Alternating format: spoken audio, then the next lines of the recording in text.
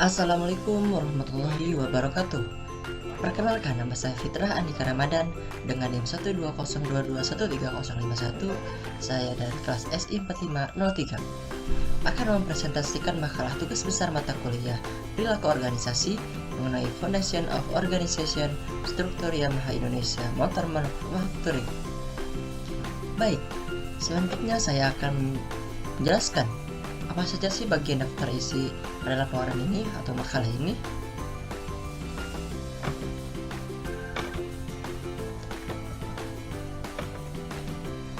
Daftar isi di sini terdiri dari 5 bagian. Yang pertama bagian pendahuluan yang terdiri dari latar belakang masalah, rumusan masalah, dan batasan masalah. Kemudian yang kedua ada penjelasan landasan teori. Dan yang ketiga ada pembahasan mengenai permasalahan pada makalah ini.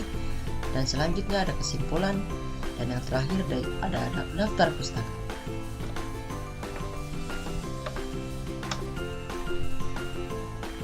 Oke, selanjutnya saya akan membahas bagian bab 1 pendahuluan, yaitu bagian latar belakang masalah. Perusahaan manufaktur merupakan jenis perusahaan yang didirikan dengan tujuan untuk memperoleh laba yang ditetapkan dan mampu mempertahankan keselangsungan hidupnya. Perusahaan manufaktur memberikan kontribusi besar terhadap perekonomian nasional, pertumbuhan, dan perkembangan industri manufaktur saat ini, disebabkan semakin pesatnya laju perekonomian. Di Indonesia, perkembangan industri manufaktur cukup pesat. Hal ini dapat dilihat dari perkembangan perusahaan manufaktur yang terdaftar di Bursa Efek Indonesia atau BEI dari tahun ke tahunnya semakin bertambah. Maka tidak menutup kemungkinan perusahaan ini sangat dibutuhkan oleh masyarakat dan prospeknya menguntungkan. Yamaha adalah salah satu perusahaan manufaktur yang bergerak dalam bidang sektor produksi otomotif yang memproduksi kendaraan roda 2 seperti sepeda motor ataupun mobil. Hairudin dalam penelitiannya pada tahun 2010 menyatakan banyaknya perusahaan yang menawarkan produk yang sejenis membuat Yamaha tidak terlepas dari persaingan yang ketat dan semakin tajam. Produk yang ditawarkan oleh perusahaan-perusahaan pesaing Yamaha tidak kalah hebatnya, seperti halnya Suzuki terkenal dengan kecepatan motor bebek sekelasnya, Kawasaki yang mempunyai keunggulan dari desain motornya, Honda terkenal dengan iritnya. Samping itu, kelebihan lainnya adalah pada harga, desain, merek, nilai jual. Dengan berbagai kelebihan dari masing-masing pesaing tersebut, dalam melaksanakan aktivitas penjualannya, Yamaha dituntut untuk selalu merancang strategi pemasaran yang lebih kreatif agar dapat mencapai tujuan perusahaan dalam menciptakan dan meningkatkan pembelian serta loyalitasan konsumen terhadap produk Yamaha. Oke, selanjutnya saya akan menjelaskan bagian rumusan permasalahan. Adapun rumusan masalah yang pertama yaitu bagaimana profil perusahaan Yamaha Indonesia Motor Manufacturing, dan yang kedua ada bagaimana kesesuaian struktur organisasi dengan aktivitas pekerjaan di perusahaan Yamaha Indonesia Motor Manufacturing. Yang ketiga ada bagaimana strategi perusahaan Yamaha Indonesia Motor Manufacturing dalam menghadapi persaingan. Yang keempat, bagaimana pembagian tugas serta tanggung jawab atau organisasi dalam perusahaan berdasarkan tugas dan wewenangnya. Yang kelima ada bagaimana kebijakan atau prosedur perusahaan terkait bidang manajemen. Yang keenam ada bagaimana jenis pelayanan yang dilakukan oleh PT Yamaha Indonesia Motor Manufacturing. Yang ketujuh ada bagaimana prosedur pelayanan yang dilakukan oleh Yamaha Indonesia Motor Manufacturing. Yang kedelapan ada bagaimana kendala-kendala yang dihadapi Yamaha Indonesia Motor Manufacturing. Yang kesembilan ada bagaimana solusi Yamaha Indonesia Motor Manufacturing terhadap kendala yang sering terjadi. Dan yang terakhir ada bagaimana cara mengatasi SDM di dalam pengelolaan budaya internasional dalam perusahaan Yamaha Indonesia Motor Manufacturing serta kompetensinya.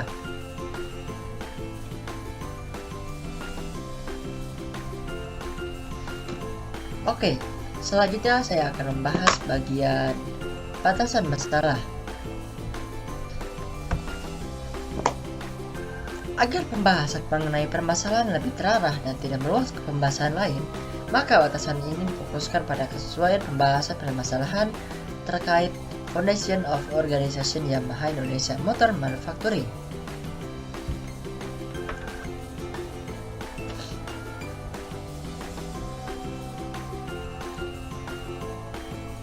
Oke, selanjutnya saya akan membahas bagian landasan teori. Landasan teori yang pertama ada pengertian fondasi. Apa sih itu pengertian fondasi? Fondasi adalah bagian paling dasar suatu konstruksi yang merupakan titik tumpu kekuatan struktur organisasi.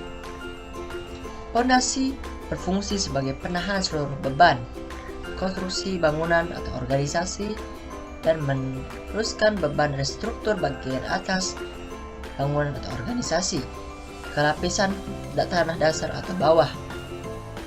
Memahami konsep dalam sebuah organisasi merupakan fondasi awal kita untuk memulai sesuatu yang lebih besar.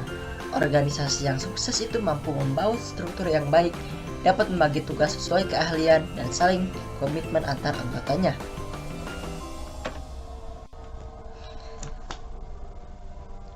Yang kedua, terdapat dasar-dasar struktur organisasi.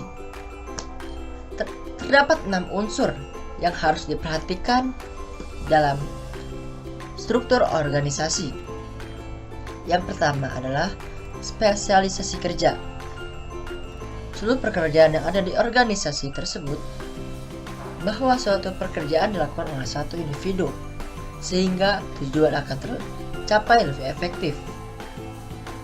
Yang kedua ada departementalisasi. Departementalisasi adalah dasar-dasar yang digunakan dalam pengelompokan pekerjaan. Yang ketiga ada rantai komando.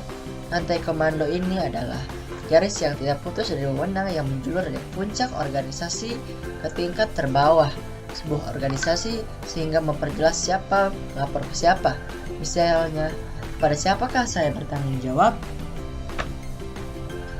Yang keempat ada rentang kendali.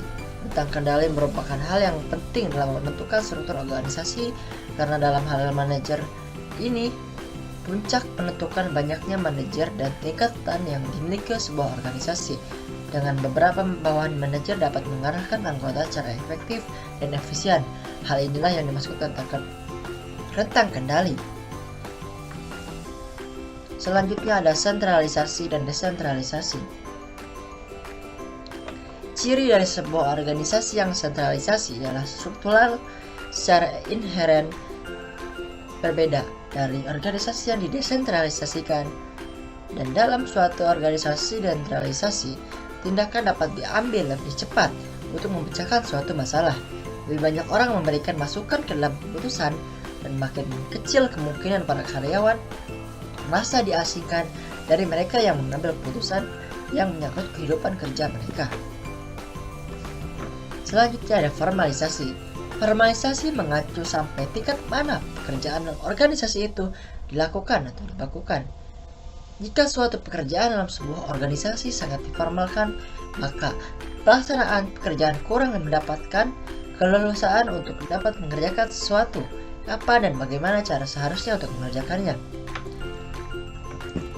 Oke, selanjutnya terdapat prinsip-prinsip motivasi. Menurut Busro tahun 2018, terdapat beberapa prinsip dalam motivasi kerja karyawan. Di antaranya, yang pertama ada prinsip partisipasi, yang kedua ada prinsip komunikasi, yang ketiga ada prinsip mengakui andil bawahan, yang keempat ada prinsip pendelegasian wewenang, dan yang kelima ada pemimpin memberikan perhatian terhadap apa yang diinginkan oleh karyawan. Selanjutnya ada indikator produktivitas kerja. Menurut Sutrisno tahun 2016 mengemukakan indikator produksi kerja. Produktivitas kerja adalah sebagai berikut. Yang pertama ada kemampuan, meningkatkan hasil yang dicapai, semangat kerja, pengembangan diri, mutu, dan efisiensi.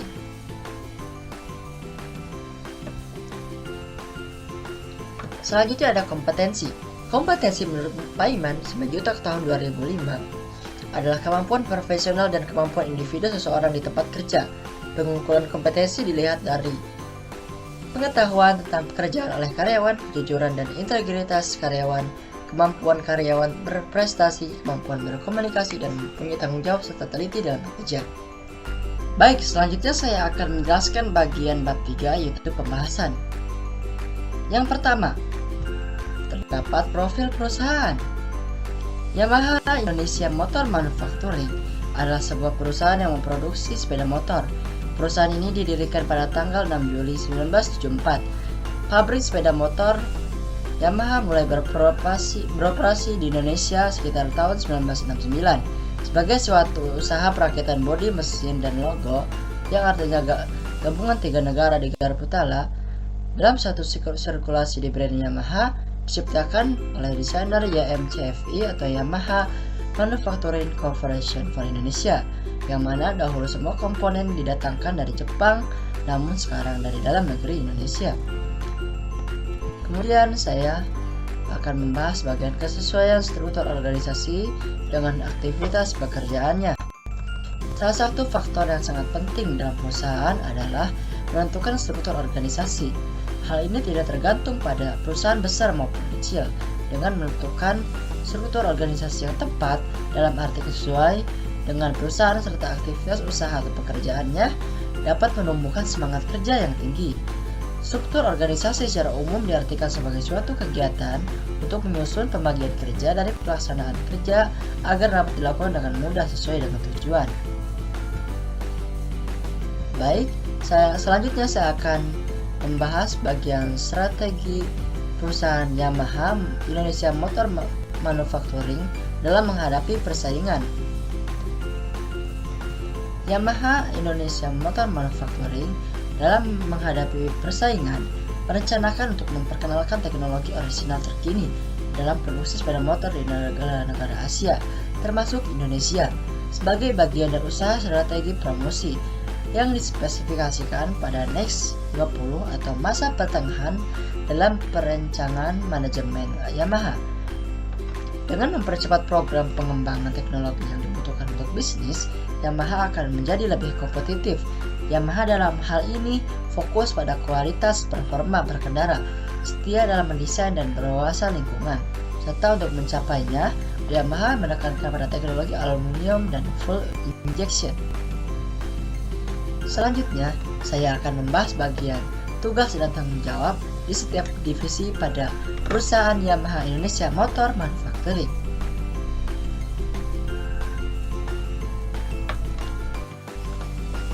Yang pertama, terdapat divisi Production, Engineering, dan Maintenance. Divisi ini menangani masalah Kaizen atau perbaikan berkesinambungan dan perbaikan atau maintenance. Yang kedua, terdapat Produksi. Divisi produksi terdapat bagian divisi kecil, yaitu woodworking, painting, assembly upright piano atau up, dan assembly grand piano atau JP. Divisi produksi ini menangani bagian produksi atau fabrikasi, mulai dari awal pembuatan hingga finishing. Semua proses tersebut berada di bawah divisi produksi. Dan kemudian selanjutnya terdapat divisi purchasing. Divisi ini menangani urusan dalam hal order barang, baik dari segi penentuan harga, vendor, membuat laporan pembelian dan pengeluaran barang, atau inventory material dan sebagainya. Kemudian bekerja sama dengan departemen terkait untuk memastikan kelancaran operasional dan memastikan kesediaan barang atau material melalui audit kontrol stok. Kemudian selanjutnya terdapat divisi engineering yang membawahi divisi quality control, quality assurance, dan desain. Masing-masing divisi ini menangani masalah pengecekan akhir dan juga penanggung jawab dalam hal desain. Kemudian selanjutnya terdapat divisi finance dan administrasi. Divisi ini membawahi beberapa divisi kecil, yaitu finance dan accounting, human resource development, dan general affair. Tugas dari divisi finance dan Accounting yaitu mengenai urusan keuangan dari perusahaan. Perbedaan dari finance dan accounting yaitu finance merupakan pemegang uang yang mempunyai kekuasaan dalam hal pemasukan atau penerimaan uang, sementara accounting mengurusi masalah pengecekan, mencatat, dan pelaporan mengenai uang masuk atau keluar. Selanjutnya, saya akan membahas bagian kebijakan atau SOP perusahaan. Standar Operational Procedure atau SOP merupakan panduan yang digunakan untuk memastikan kegiatan operasional organisasi atau perusahaan berjalan dengan lancar. Hal ini dikatakan oleh Shelendra pada tahun 2015. Standar Operational Procedure atau biasa disingkat SOP merupakan sebuah dokumen yang berisi tentang prosedur kerja secara sistematis yang harus dilakukan dalam menjelaskan masalah suatu pekerjaan tertentu. Kemudian saya akan membahas bagian prosedur pelayanan perusahaan.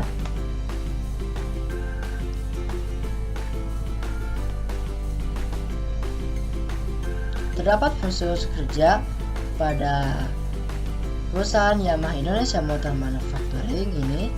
Yang pertama ialah pelayanan utama, yaitu pelayanan servis. Yang kedua ada fasilitas pelayanan pelayanan yang berisi hiburan, pelayanan teknis, pelayanan tambahan yang berisi booking service dan fast feed. Kemudian selanjutnya saya akan membahas bagian kendala-kendala yang dihadapi oleh Yamaha Indonesia Motor Manufacturing. Yang pertama adalah kurangnya karyawan yang memahami pentingnya kualitas bagi jasa konsumen. Yang kedua ada kurangnya ketelitian terhadap pengecekan dan kendaraan konsumen. Yang ketiga kurangnya komunikasi antar pihak servis dengan pendaftaran. Selanjutnya kendala part yang harus inden memakan waktu yang lama. Dan yang selanjutnya banyak pekerjaan berat yang membutuhkan beberapa hari untuk pengerjaan sehingga manpower bengkel tersebut berkurang. Adapun solusi yang dilakukan oleh perusahaan ini terhadap kendala-kendala yang dialaminya, yaitu yang pertama adalah melakukan pengecekan kembali setelah semua pekerjaan servis selesai dan memberi checklist pada kendaraan tersebut. Service advisor melakukan final check setelah kendaraan selesai dikerjakan oleh mekanik. Kemudian mekanik langsung melakukan konfirmasi kepada konsumen terkait keluhan dan pergantian part sehingga mengurangi miskomunikasi dengan konsumen. Kemudian melakukan kerjasama dengan cabang-cabang lain terdekat terkait part yang kosong sehingga konsumen tidak perlu menunggu lama. Kemudian perusahaan Yamaha Indonesia Motor Manufacturing memberikan harga yang kompetitif untuk menarik minat konsumen serta memberikan promo-promo menarik dalam pembelian part maupun jasa servis. Selanjutnya mendampingi mekanik baru dalam melakukan pengerjaannya, memberikan arahan dan bimbingan supaya lebih cepat dalam beradaptasi. Dan yang terakhir, membuat jadwal pergantian dan mengerjakan job pending sehingga unit entry yang masuk juga dapat dikerjakan. Kemudian selanjutnya saya akan membahas bagian kompetisi perusahaan Yamaha Indonesia Motor Manufacturing. Kunci sukses untuk memenangkan persaingan adalah kebutuhan akan sumber daya manusia. Sumber daya yang berkualitas. Untuk itu perusahaan akan dituntut untuk dapat selektif dalam memilih SDM yang mampu menunjukkan prestasi yang baik. Salah satu sumber yang terpenting adalah sumber daya manusia, yang dimana dimaksudkan dengan sumber daya manusia itu para karyawan atau para pekerja memiliki keterampilan dan keahlian dalam bekerja.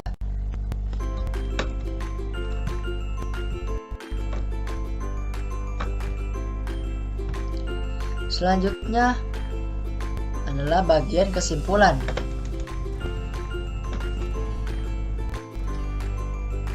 Jadi, setelah kita mendengarkan pembahasan sebelumnya yang telah dijelaskan bahwa Yamaha Indonesia Motor Manufacturing adalah sebuah perusahaan yang memproduksi sepeda motor. Perusahaan ini pasti memiliki visi dan misi untuk dalam menunjang dan mengembangkan perusahaannya agar dapat mencapai tujuan perusahaan. Yamaha Indonesia Motor Manufacturing sudah memiliki visi dan misi untuk mencapai tujuannya. Visi misi ini memiliki slogan semakin di depan yang memiliki arti bahwa Yamaha harus selalu unggul dalam kompetisi produk, kualitas serta pelayanan sebelum dan sesudah penjualan terhadap konsumen agar dapat merasa nyaman dan bangga dapat menggunakan produk yang baik.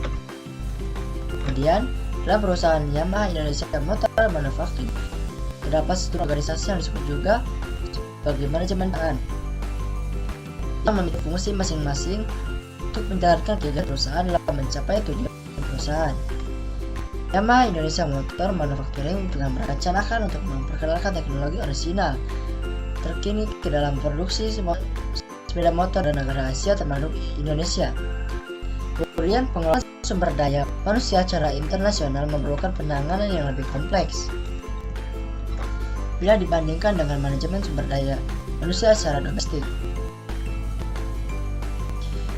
Maka dari itu, Yamaha Motor Indonesia untuk mengatasi permasalahannya, SDM internasionalnya perlu melakukan identifikasi berbagai perbedaan wilayah atau negara yang dapat menghambat strategi sebuah. Begitu perusahaan akan dituntut untuk dapat lebih selektif dalam memilih yang mampu menunjukkan prestasi yang baik tanpa adanya prestasi kerja di seluruh anggota perusahaan atau badan usaha, maka keberhasilan lembaga dalam mencapai tujuan akan sulit tercapai.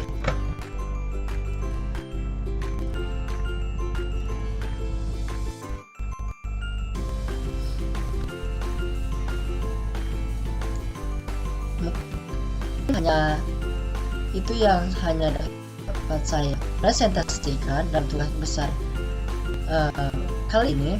Kurang lebihnya mohon dimaafkan. Wassalamualaikum warahmatullahi wabarakatuh.